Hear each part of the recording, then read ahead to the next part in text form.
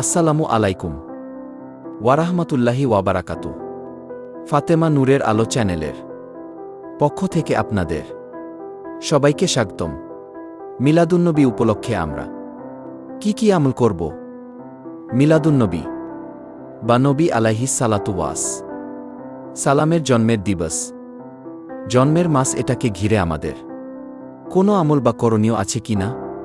এর উত্তর হল যে নবী কারীম সাল্লাল্লাহু আলাইহি সাল্লামের জন্মের দিন হল সোমবার। কি বার? সোমবার। এই দিনটাতে মুসলমানদের জন্য নফল রোজা রাখা উত্তম। যদি সুযোগ থাকে আমরা নফল রোজা রাখতে পারি, সেটা সুন্নাহ আদায় হবে। নবী আলাইহি সালাতু সালাম সোমবারে রোজা রাখতেন এবং তাকে জিজ্ঞাসা করা হয়েছে সিয়াম নবী আলাই সালামকে সোমবার রোজা সম্পর্কে জিজ্ঞাসা করা হয়েছিল, কেন রাখেন? তখন তিনি বলেছেন, কারণ এটা এমন দিন যে দিনে আমার জন্ম হয়েছিল। তো নবী আলাইহিস সালাতু সালামের জন্মকে ঘিরে যদি কিছু করার থাকে সেটা হলো সোমবারে রোজা রাখা। এর বাইরে জন্মের বার্ষিকী পালন, এই কালচারটা তখন ছিলই না নবী আলাইহিস সালাম বা সাহাবীদের মধ্যে। এখন যেরকম আমরা জন্মদিবস বছরে একবার পালন করি, নবী করিম সাল্লাল্লাহু সাল্লামের জন্মের দিন যদি পালন করতে আপনার মনে চায়, সেটা বছরে একদিন না, সেটা প্রত্যেক সপ্তাহে একদিন। কি বারে? সোমবারে। এটা বিশুদ্ধ হাদিস দ্বারা প্রমাণিত। এর বাইরে যদি আপনি বলেন না আমি বার্ষিকী পালন করব, তাহলে এই জন্মের বার্ষিকী পালন করার এই কৃষ্টি, এই কালচার এসেছে প্রকৃতি পূজারীদের মধ্য থেকে। একসময় খ্রিস্টান ধর্মের মানুষেরাও এটার তীব্র সমালোচনা এবং বিরোধিতা করত, নিষিদ্ধ ছিল। পরবর্তীতে খ্রিস্টানরা তাদের নবী ঈসা আলাই সালামের জন্মদিবস পালন করা শুরু করেছে। তারা যখন শুরু করেছে, এখন এক শ্রেণী মুসলমানরা মনে করা শুরু করল যে তারা যখন তাদের নবীরটা পালন করে, তাহলে আমরা কেন আমাদের নবীরটা পালন করব না? ভালো নিয়তেই তাদের অনুসরণ করার চিন্তা শুরু করেছে। অথচ নবী সাল্লাল্লাহু সাল্লাম বলেছেন, একটা সময় আসবে তোমরা মুসলমানরা তারা তাদের অনুসরণ করবে।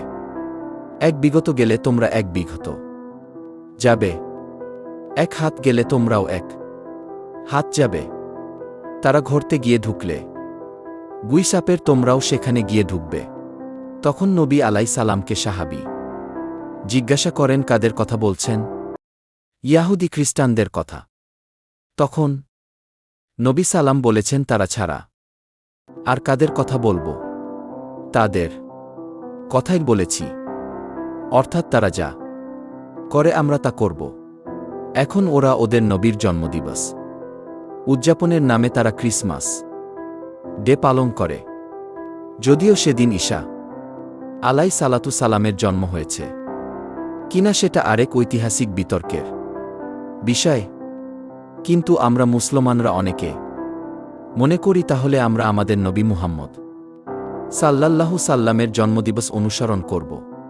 আমাদের নবী মুহাম্মদ সাল্লাল্লাহু সাল্লামের জন্মের বরণে দুনিয়াতে বেঁচে ছিলেন কত বছর?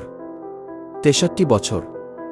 উনার মৃত্যুর পর সাহাবীরা প্রায় শতবর্ষের মতো সর্বশেষ সাহাবী দুনিয়া থেকে যাওয়ার ইতিহাসটা প্রায় কয়েক যুগ শতবর্ষের মতো। এবং খোলাফায়ে রাশেদা তারপরে দুনিয়াতে বেঁচে ছিলেন কত বছর? 30 বছর।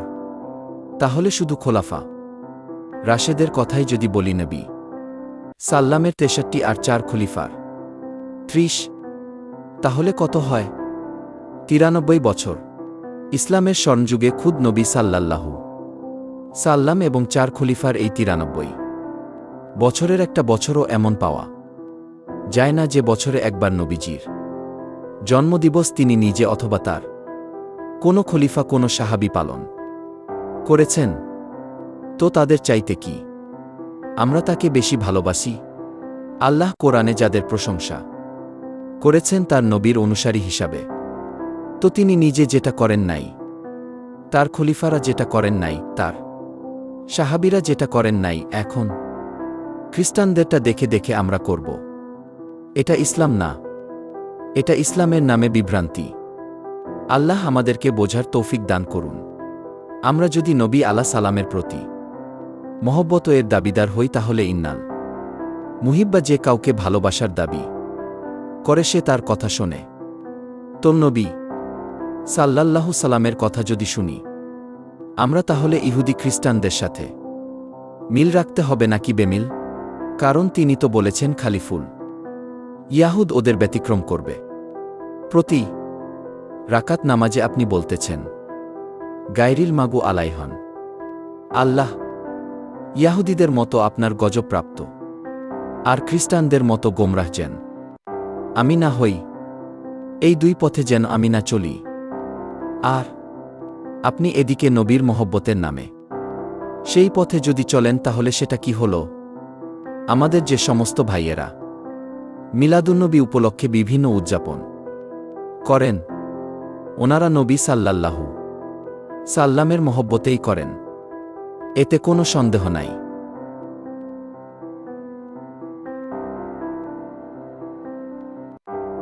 নবী করিম সাল্লাল্লাহু সাল্লামের ভালোবাসাতেই করেন। ভালোবাসাটা নবী আলাইহিস সালাতু সালামের প্রতি ভালোবাসাটা, আবেগ থাকাটা প্রশংসনীয়, কিন্তু আমাদের ভালোবাসার প্রকাশ হতে হবে সুন্নাহ সম্মতভাবে। কিভাবে? সুন্নাহ। এখন অনেকে বলে যে ভাই, ভালোবাসার কোনো প্রমাণ লাগে না, ভালোবাসার কোনো প্রমাণ লাগে না। তো ভালোবাসার কোনো প্রমাণ লাগে না, যা খুশি করা যাবে ভালোবেসে, এটা কথা হলো? তো কোরআনে আল্লাহ তাআলা বলেছেন, কইনতুম আল্লাহ, হে রাসূল বলে দেন, তোমরা যদি আল্লাহকে ভালোবাসো এটা দাবি করো, তাহলে আমার অনুসরণ করো। প্রমাণ করো নবীর অনুসরণ করলে প্রমাণ হবে তুমি কাকে ভালোবাসছ। আল্লাহকে ভালোবাসছ, তাহলে ভালোবাসার প্রমাণ লাগে। মুখে ভালোবাসার কথা বলে আপনাকে ভালোবাসি আমি, এর প্রমাণ কি? আমি আপনার সাথে 6 মাস কথা বলতেছি না, হইল ভালোবাসলে তো আমি আপনার সাথে কথা বলবো, আপনার কথা শুনব, তাই না? তো নবী করিম সাল্লাল্লাহু সাল্লাম আমাদেরকে কি বলেছেন, কি দিয়ে গেছেন? তিনি বলেছেন, তারফুম আমরাইন, তোমাদের মধ্যে 2টা জিনিস রেখে গেলাম, কিতাবুল্লাহ ও সুন্নাত রাসূলি। আল্লাহর কিতাব আর তার রাসূলের সুন্নাহ। এখন যদি আপনার এই কাজ, যেটা নবী সাল্লাল্লাহু সাল্লামের মহব্বতে করতেছেন, এটা যদি কিতাবুল্লাহ থাকে করেন, অথবা রাসূলের জীবনে থাকে তাও করেন, এ 2টার কোনটা নাই করবেন না। এটাই হলো দিন, এটা হলো ইসলাম। ইসলামের মধ্যে মনবডা কিছু মধ্যখান থেকে প্রবেশ করলে তার নাম কি? বেদাত। আর সমস্ত বেদাতের ঠিকানা কোথায়? জাহান্নাম। নবী করিম সাল্লাল্লাহু সালাম পরিষ্কারভাবে বলেছেন, ইয়াকনালাত, সমস্ত বেদাতি গোমরাহি, আর সমস্ত গোমরাহির ঠিকানা জাহান্নাম। অনেকগুলো হাদিস নবী সাল্লাদেরকে সতর্ক করেছেন।